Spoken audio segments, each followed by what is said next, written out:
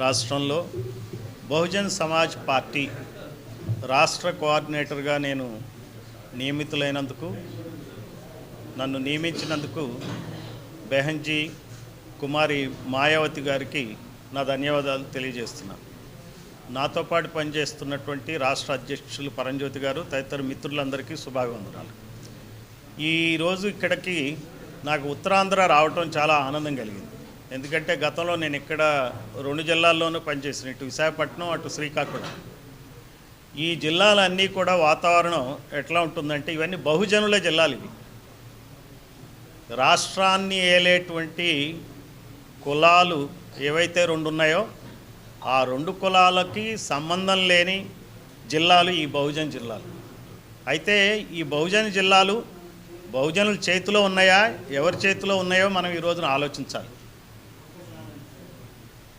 ఈ రోజునున్న పరిస్థితులు ఎట్లా ఉన్నాయంటే రాష్ట్రంలో 2 కమ్యూనిటీస్ మధ్య, 2 కులాల మధ్య, 2 పార్టీల మధ్య విపరీతమైన సంఘర్షణ వాతావరణం కొనసాగుతుంది.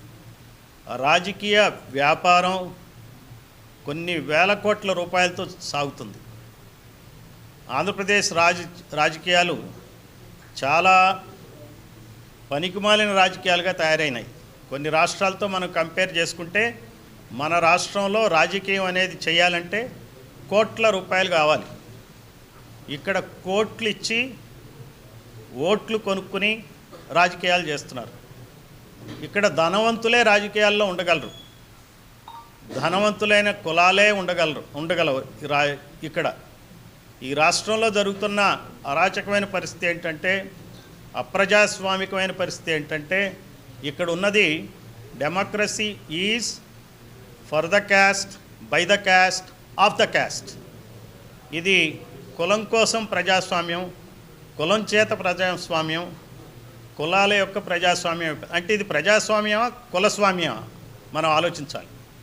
ఎందుకంటే ఇది ముఖ్యంగా ఈ కులస్వామ్య పద్ధతుల్లో పరిపాలన సాగటం వలన బాగా వెనకబడినటువంటి ప్రాంతమైనటువంటి బహుజనులు మన విశాఖపట్నం, విజయనగరం, శ్రీకాకుళం, ఉత్తరాంధ్ర మరింత ప్రమాదంలోకి నెట్టివేయబడింది. మనం ఈరోజు వైజాగ్ సిటీ కానీ తదితర ప్రాంతాలు కానీ చూస్తుంటే ఇక్కడ లేని కులాల వాళ్ళ పెత్తనంతో ఈ ప్రాంతం ఎంత అల్లకొల్లం అవుతుందో మనం చూస్తూనే ఉన్నాం. ఈ 2 కులాలు 2 పార్టీల చేతుల్లోనే మొత్తం ప్రభుత్వ వ్యవస్థ అంతా నడుస్తూ ఉంది, మీడియా వ్యవస్థ అంతా నడుస్తుంది, వ్యాపారాలన్నీ నడుస్తున్నాయి, భూములన్నీ వీళ్ళ చేతుల్లోనే ఉన్నాయి. మిగిలిందంతా ఏముందా అంటే చిన్న చిన్న ఉద్యోగాలు, క్లాస్ 4 ఉద్యోగాలు, ప్రైవేట్ ఎంప్లాయ్మెంట్లో కూడా క్లాస్ 4 ఇస్తారు ఇక్కడ బహుజనులకు. అంతేగాని అక్కడ మేనేజ్మెంట్ సీట్లో కూర్చునేది మాత్రం ఆ పై కులాల వాళ్ళే. మన రాష్ట్ర అసెంబ్లీని తీసుకుంటే మొత్తం మన అసెంబ్లీలో రెడ్లు 50 మంది ఎమ్మెల్యేలు ఉన్నారు, 17 మంది కమ్మాస్ ఉన్నారు.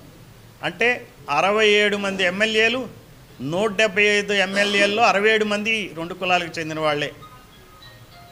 వాళ్ళ జనాభా శాతం 10-11% కన్నా మించి ఉండదు. వారి జనాభా మా యాదవ్ సోదరులు ఉన్నారు, గౌడ్ సోదరులు ఉన్నారు, వాళ్ళకన్నా మించలేదు.